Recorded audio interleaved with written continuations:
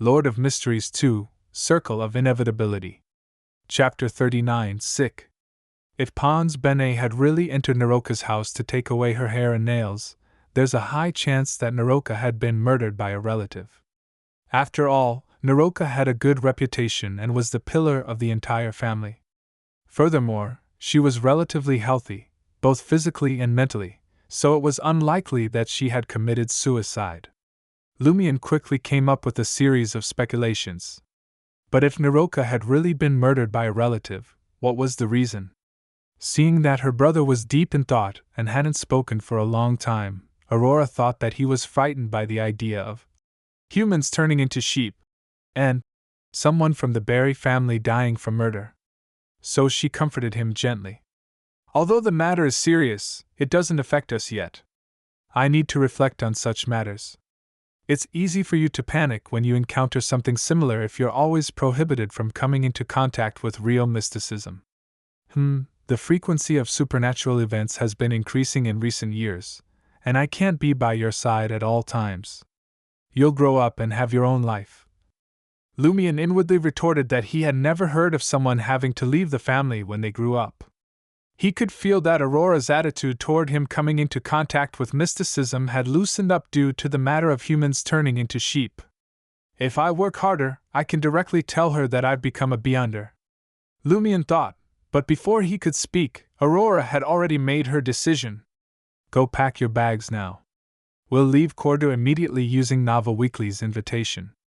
We're really lucky. They sent us a telegram at the critical moment so that we can leave openly without being suspected. When we're on our journey, I'll teach you some true mysticism, but don't even think about becoming a beyonder. It's too dangerous. Lumion silently muttered to himself, We're not lucky. I sent the telegram because I discovered the problem. We only received a reply in this cycle. But he was pleased that his sister was still the same decisive person. Although he didn't think they could successfully leave Corda Village or escape the loop, he had to try. Aren't we going to save those 3 sheep, 3 people? Lumion asked. Aurora shook her head. This could trigger a conflict between us and Pierre Barry, and I'm not sure how strong he is or how many helpers he has. It's too dangerous to save others without knowing anything. It's better to let the officials do it. This is their duty. When we reach Dirige and buy steam locomotive tickets, we'll send an anonymous letter to the officials and let them handle it. But what if they don't believe us? Lumion deliberately pressed. Aurora smiled. In terms of mysticism, you are indeed illiterate. In the letter, we'll describe the matter of turning people into sheep clearly. They will naturally find professionals to perform divination. Even if they don't obtain any detailed revelations, they will discover that there's something abnormal about Cordo. Got it, Lumion said, and he went upstairs to pack his bags. Not long after, the siblings each came down with a brown suitcase. Aurora looked out the door and said, Let's go to Madame Puali's and borrow her carriage to reach Dirige as quickly as possible. An ordinary person had to walk an entire afternoon from Corda Village to Dirige. As a hunter, Lumion didn't need to, but in Aurora's eyes, he wasn't a beyonder yet. After hesitating whether he should take the opportunity to confess to his sister, he realized that it was impossible for him to escape from Corda. He might as well take the opportunity to search Madame Puali's house for clues. Lumion tersely acknowledged, Will do, and reached out to take his sister's suitcase. With 2 pieces of luggage in hand, he headed for the door. Aurora nodded in satisfaction and relief, but then she said in puzzlement, Your strength has increased. You're carrying it so easily. She subconsciously wanted to raise her right hand and rub the sides of her eyes, but Lumion had already left. She could only give up and quickly follow. On the way to the administrator's residence, many villagers saw Aurora leaving with her luggage and asked about the situation curiously. Aurora, who had a valid reason, was very calm about this. On the other hand, Lumion came up with 7 or 8 stories to deal with the different villagers, something about Aurora getting the Intis Legion of Honor medal and going to Trier to be honored, something about him being specially recruited by Trier Normal College and being able to be matriculated, or something about Aurora going bankrupt from investing in stocks with her creditors about to come knocking on her door, leaving her with no choice but to flee to other places. The ignorant villagers were stunned when they heard this, but thanks to Lumien's reputation, they chose not to believe him after coming back to their senses.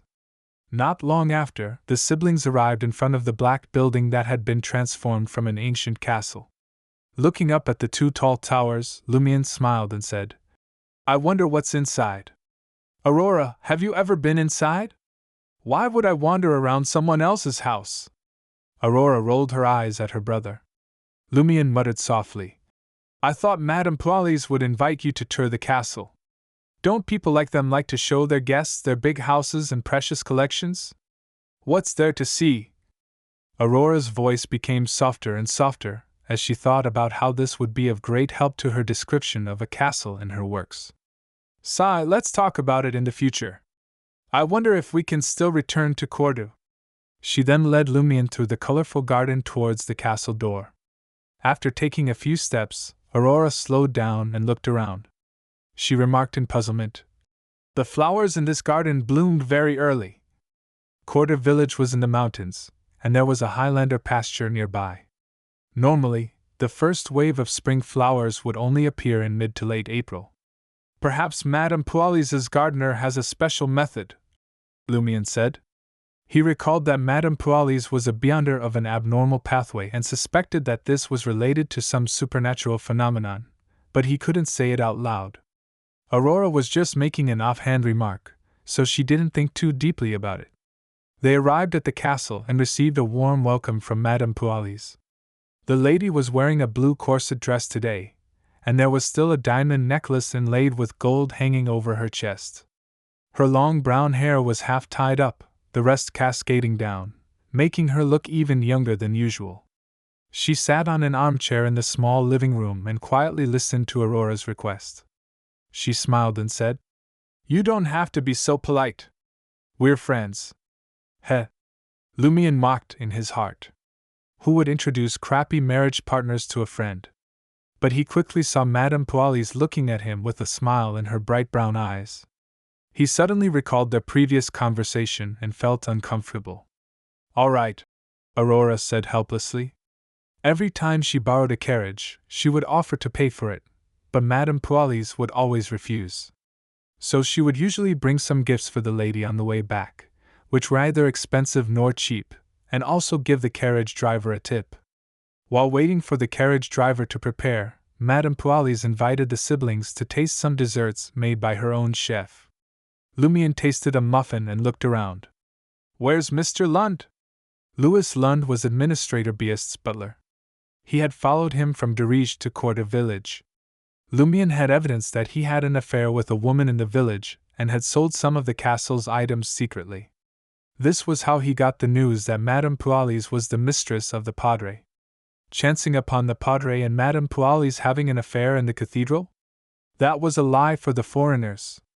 At this moment, Lumien was looking for Louis Lund to curse him, saying, "You son of a b*tch, why didn't you tell me that Madame Poilus is a warlock?" Madame Poilus sighed. "Louis is sick. He's resting in his room." Sick? For some reason, Lumien felt that there might be a problem.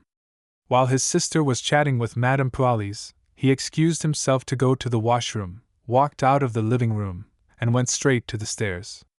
This castle was huge, and the couple didn't bring many servants with them.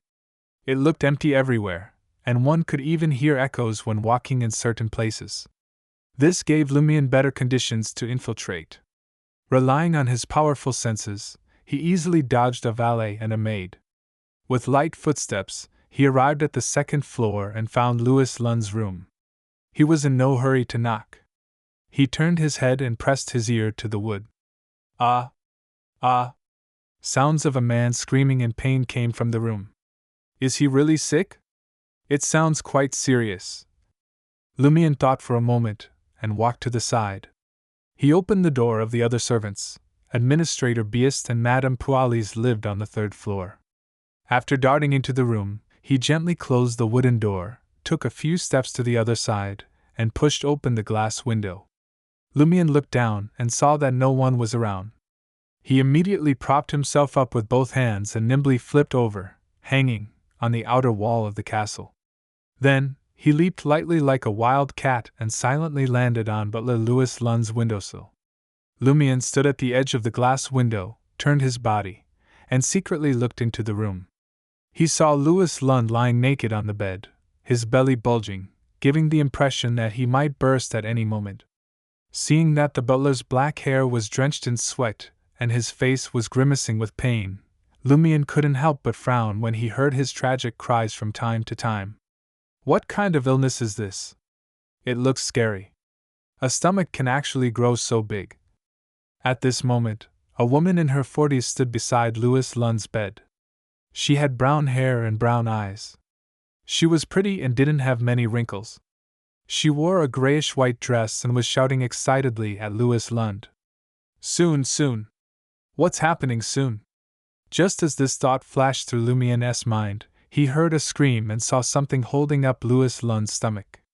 In the blink of an eye, that spot had burst open. Louis Lund's stomach had burst. A small, bloody hand reached out. It's born! It's born! The woman shouted happily. She then leaned down and took out a wrinkled, dirty, and bloody baby from Louis Lund's stomach. Lumion was stunned.